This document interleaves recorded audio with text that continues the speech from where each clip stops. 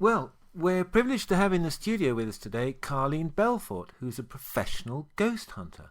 Carleen, that's an unusual hobby. How did you get into it? Well, when I was about 8 years old, my grandmother died and my family moved into her house. And I kept hearing all sorts of strange noises in the night.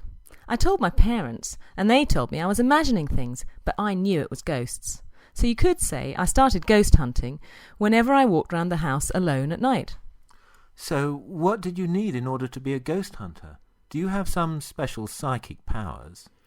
Well, some people, mediums that is, have the gift to communicate with people who have passed away, or at least they claim to do that. But no, I don't claim to have any special powers. Ghost hunters aren't the same as mediums. We use audio recorders, cameras, and electromagnetic devices to detect the presence of ghosts. But I think it helps if you have an open mind and a spirit of adventure. So, what sorts of people ask you for your services? Well, as I said, I don't claim to communicate with ghosts. I do get phone calls from bereaved people who want to communicate with their lost ones, but I have to turn them away. That's not what I do. No, my clients are those people who hear or see things in their homes and are worried that they might be going crazy. They call me in, and I can put their minds at rest. Of course, I also get the odd few who are desperate to have a ghost in their homes and interpret every creak in their house as a possible visitor. So you don't find ghosts everywhere you look? No, not at all. So how do you detect the presence of ghosts?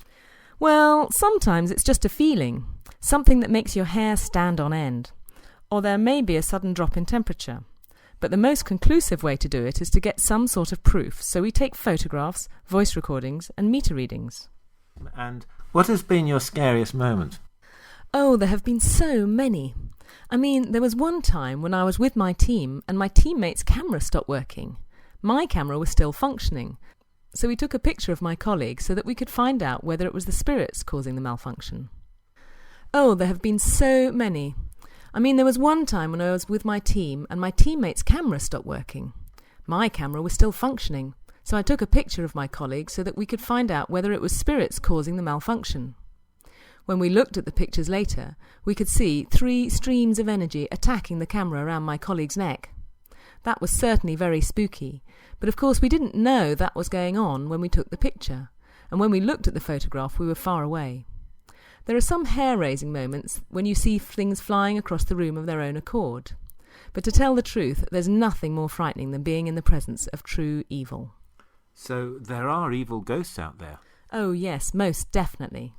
Now, as I'm sure you're aware, there are a large number of skeptics out there, and I'm sure there'll be people among our listeners who believe that ghost hunting is a lot of nonsense and that you have no scientific basis for your work.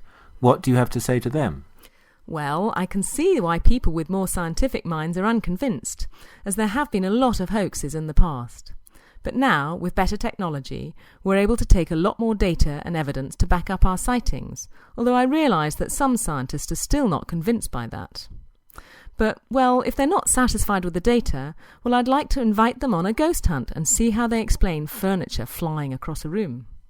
So it's not just a big con. You're not just filling up people's minds with a lot of nonsense in return for their money. Well, I realise that some people see it like that, and that's a shame. But as I see it, I'm no different from a plumber or an electrician. If someone has a problem in their house, they call me, and I come over with the right equipment and some skills, and I can solve their problem and put their minds at rest. So what do you recommend that people should do if they feel their house is haunted? They can contact me via my website and arrange for a consultation. And I'm also happy to take people out on hunts if they want a spooky experience. Well, Carleen, it has been most interesting talking to you. Thank you very much for coming in.